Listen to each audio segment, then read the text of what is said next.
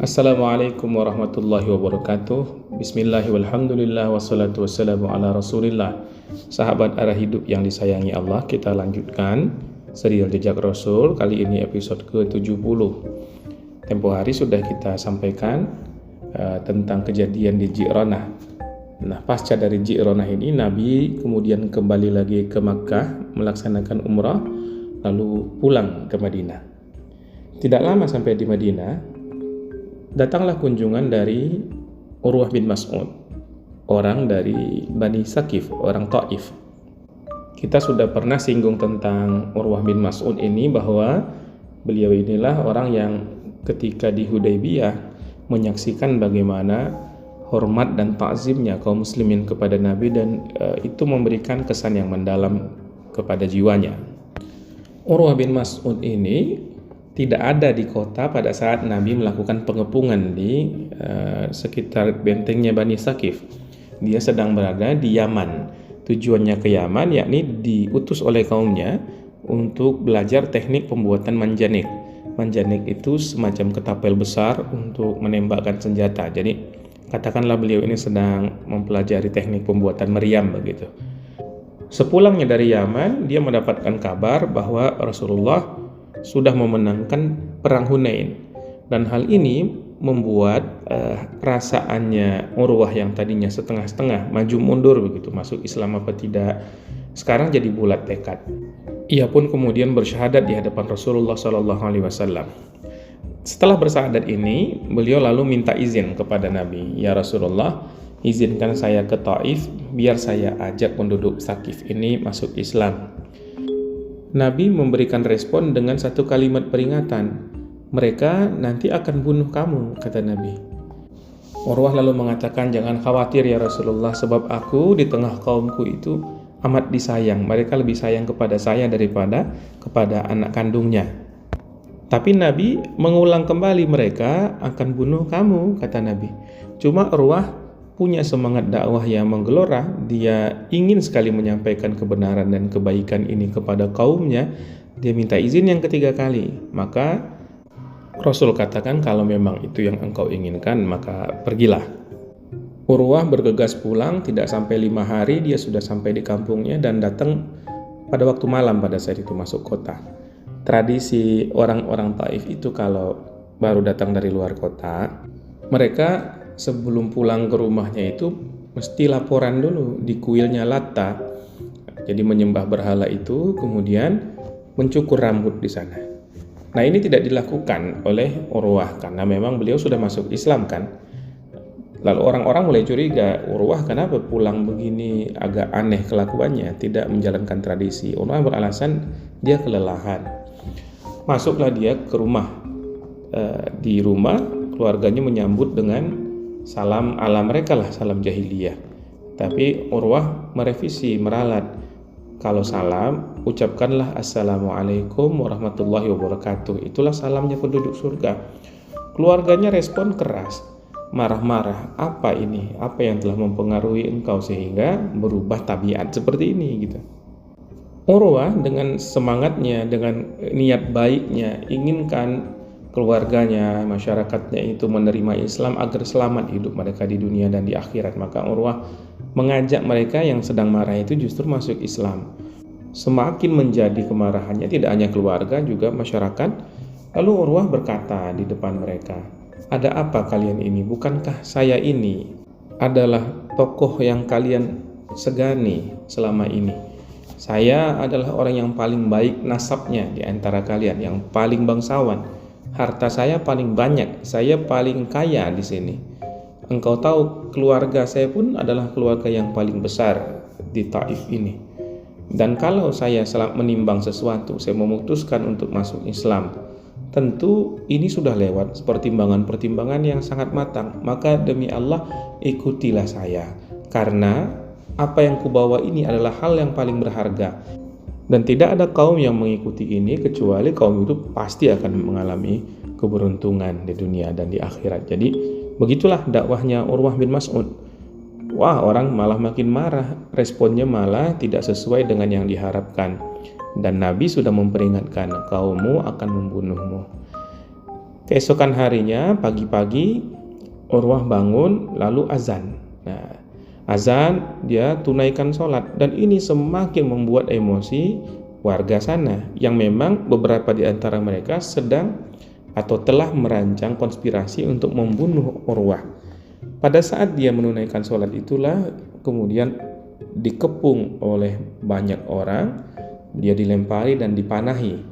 Salah satu panah itu tembus ke pelipisnya, berdarahlah beliau, tapi dengan semangat keislamannya, ketulusan hatinya dalam beriman kepada Allah Ta'ala, Islam yang baru saja dia peluk itu telah menghujam demikian kuat ke dalam jiwanya, sehingga dia yakin betul, seyakin-yakinnya kepada Allah Ta'ala, sehingga dia tetap teruskan sholat subuhnya. Ba'da sholat subuh, darahnya sudah mulai banyak habis, dia panggillah anggota keluarganya, lalu dia berpesan, kalian tidak usah menumpahkan darah setelahku, artinya gak usah balas dendam, karena kata Urwah, saya sudah menyedekahkan nyawaku ini untuk Islam, dan Rasulullah pun sudah beritahukan kepadaku bahwa kaumku akan membunuh saya, jadi saya sudah ikhlas dengan kematian ini. Bahkan ini adalah kehormatan, aku mendapatkan pahala syahid di jalan Allah. Tolong setelah ini kuburkanlah saya di kuburan orang-orang yang juga syahid, kuburan para syuhada, yakni orang-orang yang gugur pada saat pertempuran di Taif. Maka wasiatnya ini dipenuhi oleh keluarga Urwah. Ketika ini sampai ke telinga Rasulullah di Madinah, Rasul bersedih dan kemudian Rasul mengatakan, perumpamaan Urwah itu adalah seperti orang yang digambarkan dalam surah Yasin. Ia mengajak kepada Allah, tapi kaumnya malah membunuhnya. Yang dimaksud Nabi adalah cerita tentang seorang tokoh yang konon bernama Habib, seorang tukang pahat dari Antioquia, yang mengajak kaumnya itu untuk mengikuti agama Nabi Isa. Setelah itu para Hawari sudah diusir-usir pada saat itu, pengikut Nabi Isa yang lainnya juga sudah dipersekusi begitu ya. Lalu Habib itu pun dibunuh oleh kaum ini. Sudahlah mereka menolak dakwahnya, orangnya pun dibunuh pula. Maka orang itu dibangkitkan di hari akhir dengan mendapatkan karunia surga. Qila dukhulil jannah, dikatakan kepadanya, masuklah ke surga. Lalu orang ini mengatakan, qala ya laita qaumi ya'lamun. Wah, kalau begini, coba saja umatku, kaumku itu tahu bima ghafara li rabbi wa ja'alani minal mukramin, tentang apa yang menjadi penyebab aku diampuni oleh Tuhanku dan ditempatkan dalam kondisi yang mulia seperti ini. Jadi pembunuhannya itu terlihat seperti sebuah kekalahan, penderitaan di dunia, tapi justru kematian itulah yang mengantarkannya kepada posisi yang tinggi di surganya Allah Ta'ala. Nah, Urwah, kata Nabi, seperti orang yang ada di dalam surah Yasin itu. Dan memang kalau kita melihat pribadi Urwah ini, dia adalah orang yang mapan di tengah kaumnya, punya harta benda yang banyak, punya kedudukan sosial yang sangat tinggi. Demi Islam, dia rela menukarkan itu semua dan menanggung segala resiko-resiko serta kesusahan sebagai konsekuensi dari keimanannya itu. Jadi berbeda kualitas keimanannya. Kemarin pada episode sebelumnya kita sudah ceritakan tentang orang-orang yang hatinya perlu dibujuk rayu dengan harta benda, wal mu'allafati qulubuhum, orang-orang mu'allaf yang hatinya sedang dilunakkan, jadi diberikan kesenangan duniawi supaya dia masuk ke dalam Islam. Kalau Urwah, tingkat keimanannya jauh di atas itu. Dia masuk Islam atas inisiatifnya sendiri, lalu kemudian dengan kesadaran penuh dia berislam, bahkan mendakwahkan Islam ke tengah kaumnya dan mempertaruhkan segala kenikmatan dan prestise yang sudah dia punyai untuk mengabdi di jalan Allah Ta'ala. Semoga semangat perjuangan Urwah ini bisa kita teladani radhiyallahu anhu. Pasca kematian Urwah, setelah beliau gugur, anaknya kemudian juga keponakannya pindah ke Madinah. Di sana mereka masuk Islam dan tinggal bersama sepupu mereka, orang Muhajirin yang namanya Mughirah. Sahabat arah hidup yang dicintai Allah, di antara sahabat Nabi yang kehilangannya sangat dirasakan, salah satunya adalah Abdullah bin Rawahah. Beliau gugur ketika memimpin perang Mu'tah. Nabi tidak hanya kehilangan sahabat, tapi juga kehilangan seorang penyair yang hebat. kita tahu ya pada saat itu perang urat syaraf itu dilakukan dengan adu syair. Jadi ini seperti perang informasi di zaman kita lah. Nah, yang diandalkan oleh Nabi pada saat itu adalah Abdullah bin Rawahah radhiyallahu taala anhu. Di saat itu ada penyair lain yang juga menonjol, namanya Ka'ab bin Zuhair. Dia ini anak penyair juga. Pada generasi di atas Nabi itu ada penyair hebat yang namanya Zuhair bin Abi Salma. Nah, Ka'ab ini adalah anaknya yang juga pada saat itu sedang naik daun. Syair-syairnya diminati oleh orang-orang Arab. Cuma pergaulan Ka'ab ini lebih banyak di Ghatfan, meskipun dia ini asalnya dari Muzainah. Karena itu pengaruh Islam agak minim kepada dirinya, sekalipun di sukunya sudah banyak yang muslim. Kakaknya sendiri yang namanya Bujair bin Zuhair sudah masuk Islam setelah perjanjian Hudaybiyah. Namun Ka'ab ketika diajak oleh saudaranya itu malah menolak dan menulis syair yang menentang Islam dengan sindiran-sindiran yang pedas tapi dibalut dengan kata-kata yang sangat indah. Sang abang Bujair itu sangat khawatir dengan situasi yang demikian itu. Yang pertama memang dia tentu inginkan adiknya ini menerima hidayah Islam. Tapi ada kekhawatiran yang kedua karena sang adik menunjukkan penolakan dan permusuhan yang terbuka kepada kaum muslimin yang pada saat itu memang sedang kuat-kuatnya. Nah, Bujair lalu katakan, pergilah kepada Nabi ke Madinah, tidak pun masuk Islam setidaknya engkau minta maaf. Jangan khawatir karena beliau itu penuh maaf dan tidak pernah membunuh orang-orang yang datang dengan menyesal dan mengakui kesalahannya. Dan Ka'ab pun memahami situasi itu juga ternyata. Orang-orang berduyun-duyun masuk Islam dari berbagai negeri, dari berbagai suku. Dia merasa terkepung dalam kondisi seperti itu. Dia memusuhi Islam tapi setiap hari orang Islam bertambah saja terus. Nah, karena khawatir dengan nyawanya, dia pergi ke Madinah, ke rumah salah seorang temannya dari kabilah Juhainah. Nah, Ka'ab masuk Islam di hadapan sahabatnya ini. Jadi dia tidak menghadap Nabi, dia masuk Islam di depan temannya. Besok paginya dia ikut sholat subuh di masjid berjamaah. Setelah itu, setelah sholat selesai ya, beliau menghampiri Rasulullah SAW, menyalami Rasul dan berkata, ya Rasulullah, kira-kira kalau Ka'ab bin Zuhair, penyair itu, datang bertobat, lalu dia masuk Islam, lalu dia minta ampun kepada engkau atas kesalahan-kesalahannya, apakah keselamatannya akan dijamin? Nabi menjawab, oh tentu saja. Nah, begitu Nabi iyakan itu, langsung dia katakan, ya Rasulullah, akulah Ka'ab bin Zuhair. Nah, sahabat heboh. Salah seorang sahabat ada yang marah sekali karena syair-syair Islamofobik dari Ka'ab ini memang sudah tersiar dan itu menyakitkan bagi orang-orang muslim yang mendengarnya. Tapi Nabi mengatakan, biarkan, tidak boleh dibunuh, tidak boleh begitu kepada saudara kita karena dia sudah bertobat dan tidak lagi seperti dulu. Nah, Ka'ab yang merasa senang dengan pembelaan Nabi itu langsung melantunkan sebuah syair yang demikian indah di sana. Syair itu kira-kira isinya mohon maaf begitu. Dan di akhir syairnya itu ada puji-pujian kepada Rasulullah dan kaum muhajirin. Lalu selesailah Ka'ab. Nabi mengapresiasi, diambilnya jubah Yaman punya beliau, sebuah kain bergaris-garis gitu, dan dipakaikan itu ke pundak sang penyair Ka'ab bin Zuhair sebagai bentuk apresiasi atas keindahan bahasanya. Jadi Nabi memang menyukai sesuatu yang indah.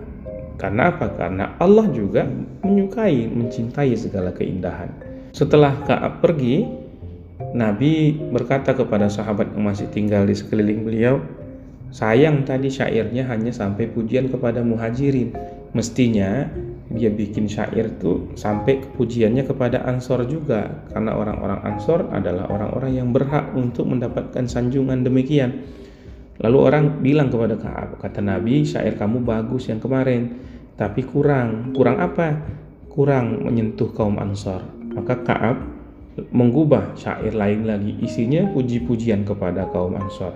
betapa mereka itu adalah orang yang ramah, yang melindungi, orang yang berani dalam bertempur, dan orang yang lihai dalam taktik militer. Nah, demikianlah keadaan berbalik. Allah itu maha membolak-balik hati.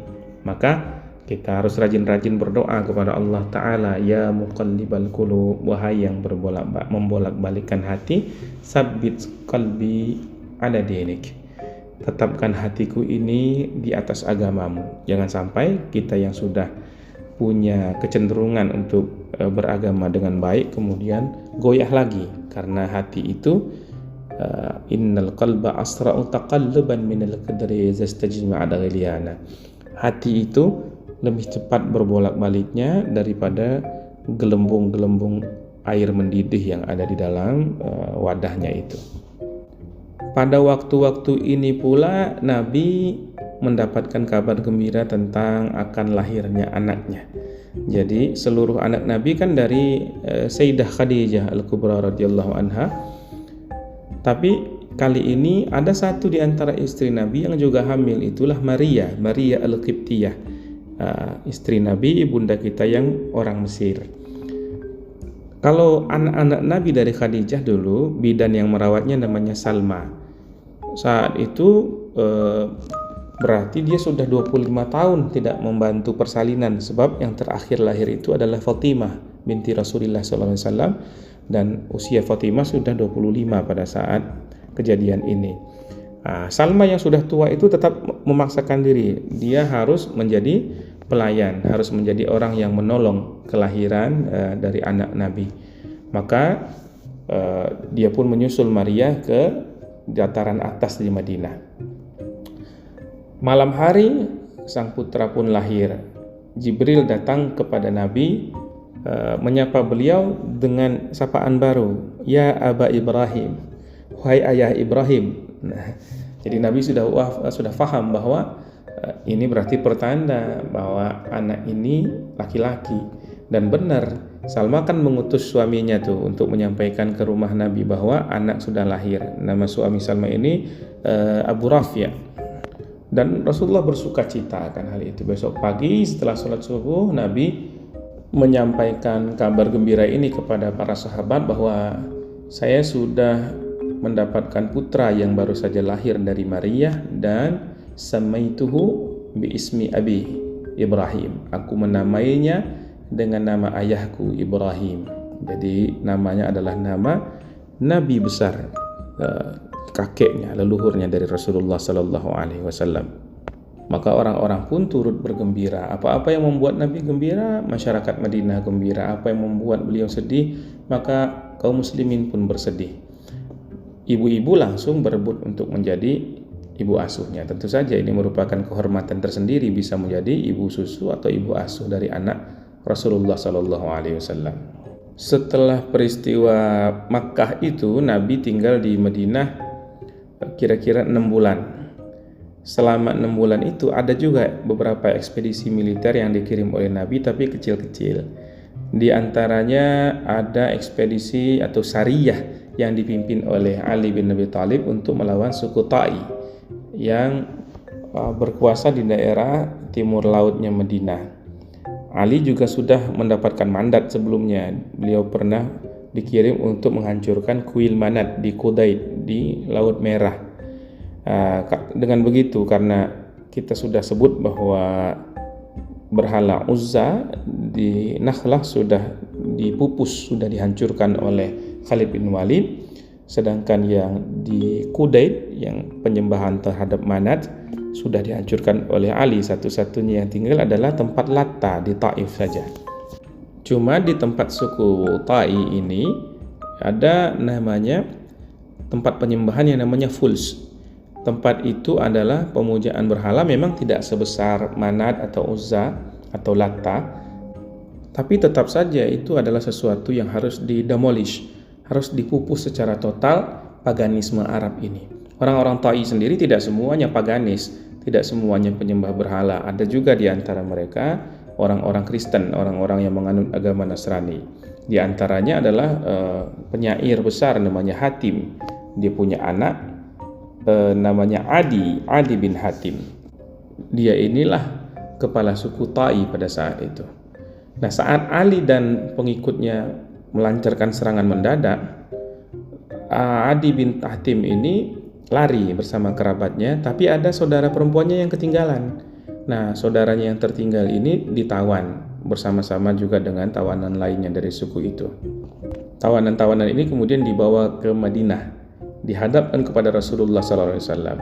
Pada saat di depan Nabi itu, adik perempuannya Adi ini bersimpuh memohon. Dia katakan, "Tuan, ampuni saya. Ayahku semasa hidupnya selalu bebaskan tawanan. Dia adalah orang yang melindungi tamu-tamunya. Ayahku adalah orang yang menjamin makanan untuk orang-orang lapar.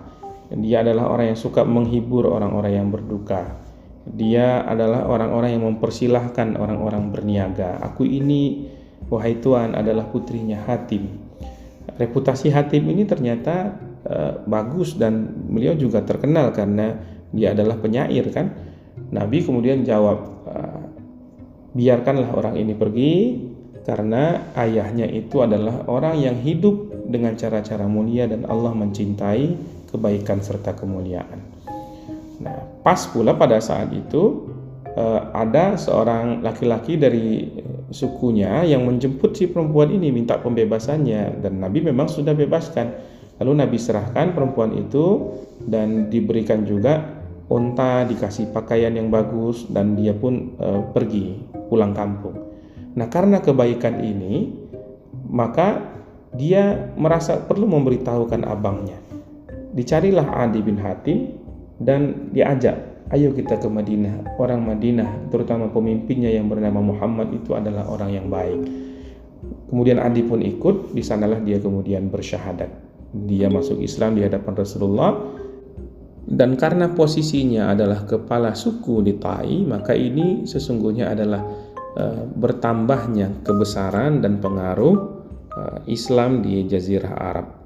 Di kemudian hari, Adi bin Hatim membuktikan dirinya bahwa dia adalah Muslim yang baik dan sekutu yang bisa diandalkan untuk Madinah. Sahabat arah hidup yang disayangi Allah, demikian episode kali ini. Mudah-mudahan Allah berikan kita kesempatan dan kekuatan untuk bisa melanjutkan pada kesempatan berikutnya. Subhanakallahumma wa bihamdika asyhadu an la ilaha illa anta astaghfiruka wa atubu ilaik. Assalamualaikum warahmatullahi wabarakatuh.